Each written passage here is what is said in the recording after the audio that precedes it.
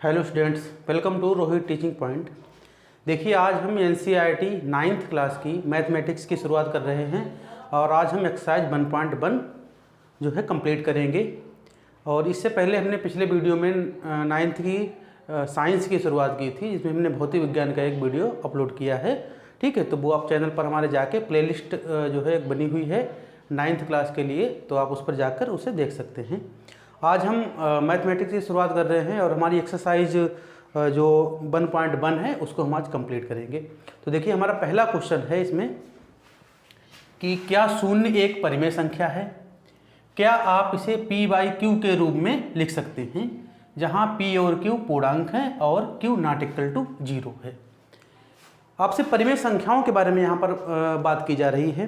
तो देखिए, परिमेय संख्या हम उन संख्याओं को कहते हैं जिन्हें हम p बाई क्यू के रूप में लिख सकते हैं, यानी अंश और हर के रूप में लिख सकते हैं, जहां अंश और हर दोनों पूर्णांक होने चाहिए और जो हर है वो 0 पूर्णांक ना हो। तो ऐसे जो भी नंबर है उनको हम परिमेय संख्या कहते हैं। जैसे अगर हम कोई नंबर लिखें, जैसे 4/3 हमने लिख दिया, ठीक है, तो देखिए ये अंश और हर के रूप में है और दोनों क्या हैं, पूर्णांक हैं, और जो हर है वो 0 नहीं है। अगर हम यहाँ लिखना चाहें जैसे -2/-5, ठीक है, तो देखो दोनों पूर्णांक हैं और ये हर जो है 0 नहीं है, तो ये भी एक परिमेय संख्या है। जैसे अगर हम लिखें 5/-7, तो देखिए दोनों पूर्णांक हैं और हर 0 नहीं है, तो ये सभी क्या है, परिमेय संख्या है। अब जैसे हम अगर 6 केवल लिखें, ठीक है, तो 6 को हम चाहें तो 6/1 लिख सकते हैं, ठीक है, या 12/2 लिख सकते हैं, या 18/3 लिख सकते हैं। तो 6 ही लिखे हुए हैं ना, तो हर नंबर को इस तरीके से हम परिमेय संख्या के रूप में लिख सकते हैं। कोई भी पूर्णांक है तो उसको परिमेय संख्या के रूप में लिख सकते हैं। ऐसे ही हमसे पूछा जा रहा है, क्या 0 एक परिमेय संख्या है? क्या आप इसे p बाई क्यू के रूप में लिख सकते हैं? अगर परिमेय संख्या है, पहली बात पूछ रहे हैं क्या ये परिमेय संख्या है, ठीक है, फिर आप बताइए अगर परिमेय संख्या है तो आप इसे p बाई क्यू के रूप में लिख सकते हैं या नहीं लिख सकते हैं। तो पहले आप इसका आंसर लिख लीजिएगा। तो सबसे पहले जो ये पूछ रहे हैं क्या शून्य एक परिमेय संख्या है, तो पहला हमारा आंसर है कि हाँ, शून्य एक परिमेय संख्या है, परिमेय संख्या है। ठीक है, पहले तो हमारा आंसर इन्होंने पूछा था क्या शून्य एक परिमेय संख्या है, तो हमारा आंसर है हाँ, शून्य एक परिमेय संख्या है। अब पूछ रहे हैं क्या आप इसे p बाई क्यू के रूप में लिख सकते हैं, क्योंकि अगर परिमेय संख्या है तो उसे अंश और हर के रूप में लिखा जा सकता है, तो हम लिख सकते हैं। ठीक है, तो 0 को अगर हम लिख दें 0/1, ठीक है, तो देखो 0 को आप किसी भी नंबर से डिवाइड करोगे तो वो 0 ही आएगा। ठीक है, तो 0 को हम चाहें तो 0/1 लिख दें, या 0/2 लिख दें, या 0/3 लिख दें, तो इसका आंसर 0 ही आएगा। तो देखिएगा ये p बाई क्यू के फॉर्म में है, 0 और 3 दोनों ही पूर्णांक हैं और जो q है यानी हर है वो नॉट इक्वल टू 0। ठीक है, तो 0 और 3 दोनों ही पूर्णांक हैं और कह रहे हैं q नॉट इक्वल टू 0, यानी जो हर हो वो 0 नहीं हो। तो देखिए ऐसा है, ऊपर 0 है, अंश 0 हो सकता है, लेकिन हर जो है वो 0 नहीं हो सकता। तो हमने इस तरीके से 0 को लिख सकते हैं। ठीक है, तो हमने इसे लिख दिया और q नॉट इक्वल टू 0। ठीक है, तो ये आपका पहला क्वेश्चन है, इसमें इतना ही आपको करना है। ठीक है, चलिए आप लिख लीजिए, हम क्वेश्चन नंबर 2 करते हैं। तो देखिएगा हमारा ये क्वेश्चन नंबर 2 है और क्वेश्चन नंबर 2 में कह रहे हैं कि 3 और 4 के बीच 6 परिमेय संख्याएं ज्ञात कीजिएगा। तो देखिए आपने पढ़ा होगा, कक्षा 6, 7, 8 में भी पढ़ाया जाता है और 9th क्लास में आपने पढ़ा होगा कि 2 परिमेय संख्याओं के बीच में अनंत परिमेय संख्याएं होती हैं। तो 2 पूर्णांकों के बीच में हम जितनी चाहें उतनी परिमेय संख्याएं ज्ञात कर सकते हैं। तो यहाँ पर देखिएगा जो हमारे आंसर आप नोट कर दिएगा इसका, तो हमारा जो नंबर है वो कितना है, एक है 3 और एक है 4। ठीक है, तो इसमें 3 नंबर छोटा है और 4 क्या है, बड़ा है, तो इनके बीच में ही हमें नंबर चाहिए होंगे। ठीक है, तो पहली बात देखिए इनके बीच में गैप कितना है, 3 और 4 के बीच में गैप कितना है, 1 का गैप है। ठीक है, अब हमें कितने नंबर चाहिए इनके बीच में, इनके बीच में हमें कितने नंबर चाहिए, 6 नंबर चाहिए। ठीक है, तो 6 हैं तो इसमें 1 जोड़ दीजिए, 6 और 1 कितना हुआ, 7। यहाँ पर 6 नंबर चाहिए हमें, तो 6 और 1 कितना हो गया, 7। तो इसके आप अंश और हर को 7 से मल्टीप्लाई कर दीजिए। ठीक है, तो जो 3 है इसको आप जो है ऐसे लिख सकते हैं भाई, 7 से मल्टीप्लाई कर दीजिए। ठीक है, तो तो अपान में 7 है तो हम यहाँ 7 बना लेंगे, ठीक है। तो 7 मल्टीप्लाई करिए, ऊपर तो 7 से मल्टीप्लाई हो जाएगा, तो ऐसे 3 और 4 इसे आप चाहें तो ऐसे लिख सकते हैं 3/1 अपान 4/1, ठीक है। अब हम ऊपर नीचे 7 से मल्टीप्लाई कर देंगे, तो 7 से मल्टीप्लाई करेंगे तो ये हो जाएगा 7 × 21/7 और ये वाला जो हो जाएगा 7 चौक 28/7, ठीक है। भाई 3 और 4 थे, इसमें हर नहीं था तो हर हमने 1 मान लिया, ठीक है। तो 3/1 ये हो गया 4/1। हमें कितने नंबर चाहिए? 6 नंबर चाहिए, तो उसमें 1 जोड़ दो, कितना हो गया? 7। तो हम अंश और हर में 7 से मल्टीप्लाई कर देंगे, तो यहाँ हो जाएगा 7 × 21 और ये हो जाएगा 7, यहाँ हो जाएगा 28 और ये हो जाएगा 7। तो हमने 3 को लिख लिया 21/7। देखो 21/7 ये 3 ही है और 28/7 ये क्या है? 4 है।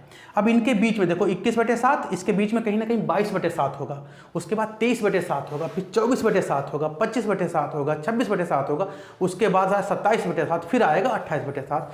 तो ये जो बीच के नंबर हैं वो इन्हीं के बीच के आ जाएंगे, ठीक है। तो देखो 21/7 है, ठीक है। इसके बाद क्या आएगा?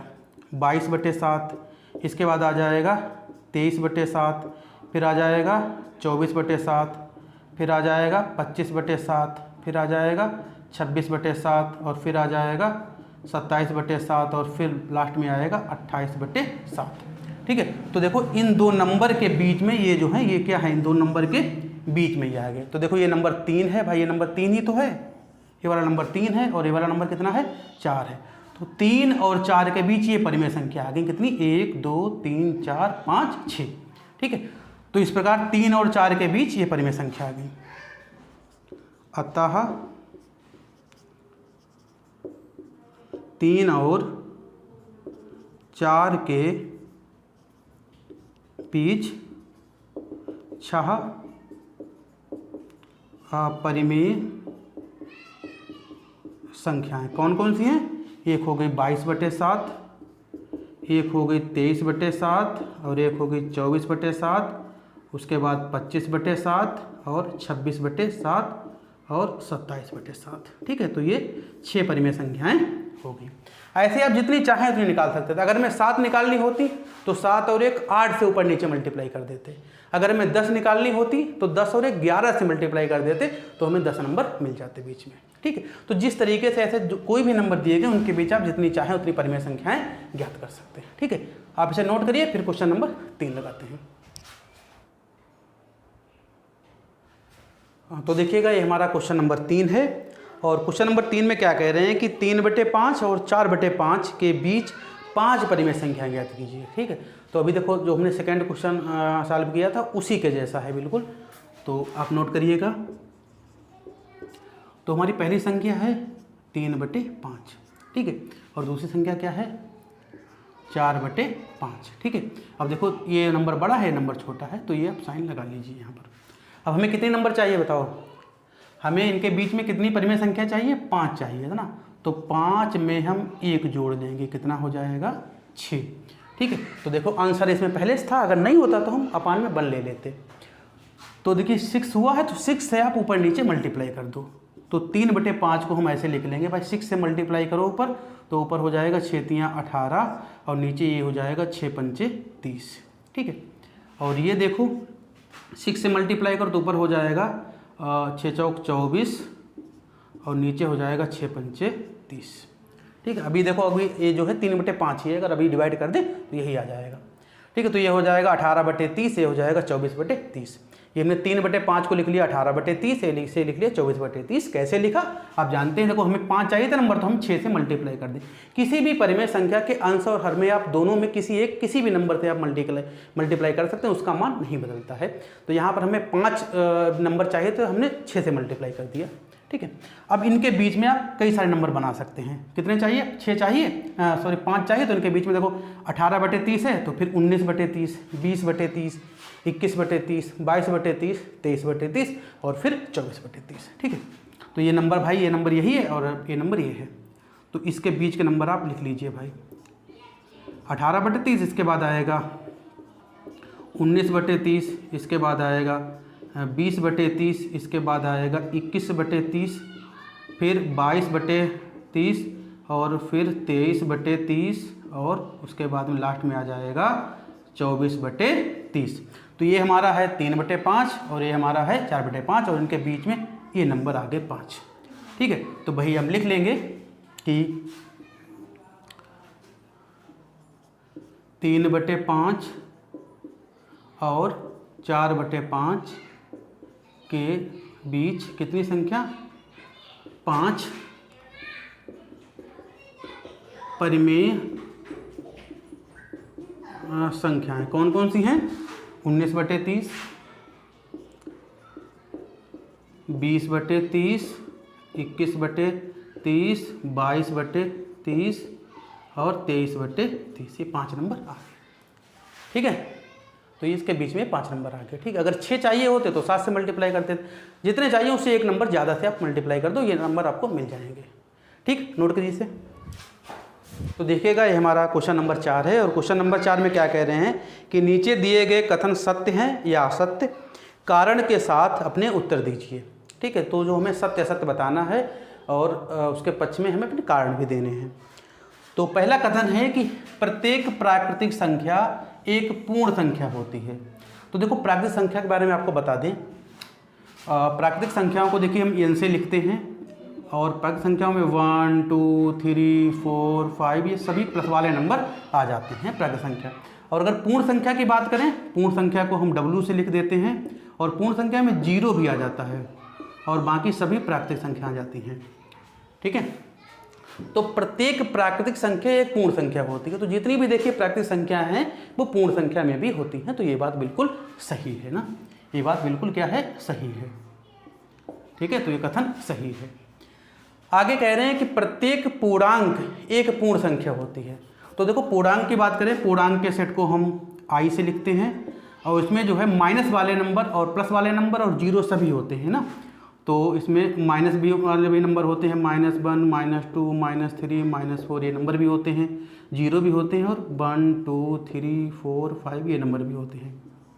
ठीक है, अब देखिएगा कह रहे हैं कि प्रत्येक पूर्णांक क्या पूर्ण संख्या होती है, क्या ये सभी नंबर इसमें हैं क्या पूर्ण संख्या में? तो देखिए पूर्ण संख्या में नेगेटिव वाले नंबर नहीं होते हैं, तो इसलिए जो है जो माइनस वाले नंबर होंगे वो नहीं होंगे ना।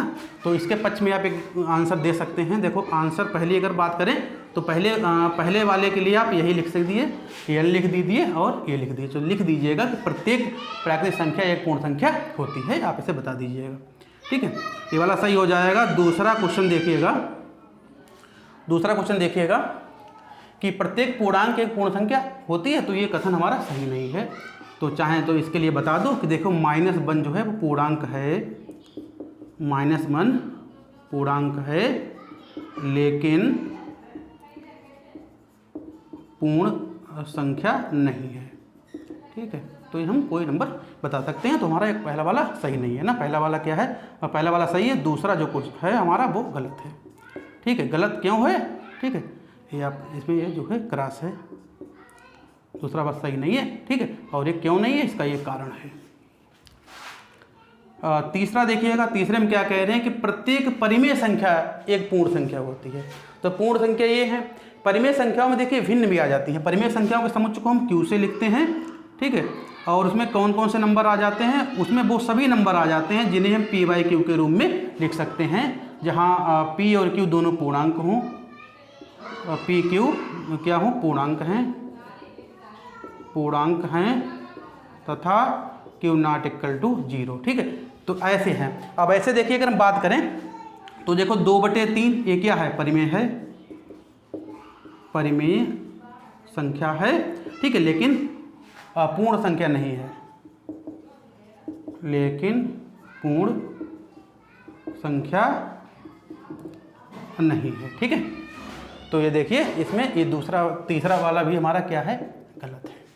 ठीक है, तो पहले वाले में आप पहले जो है वो आप चाहें तो लिख सकते हैं कि जो प्राकृतिक संख्या हैं वो ये होती हैं 1 2 3 4 ये होती हैं, और जो पूर्ण संख्याएं हैं वो 0 सहित ये सभी नंबर होते हैं।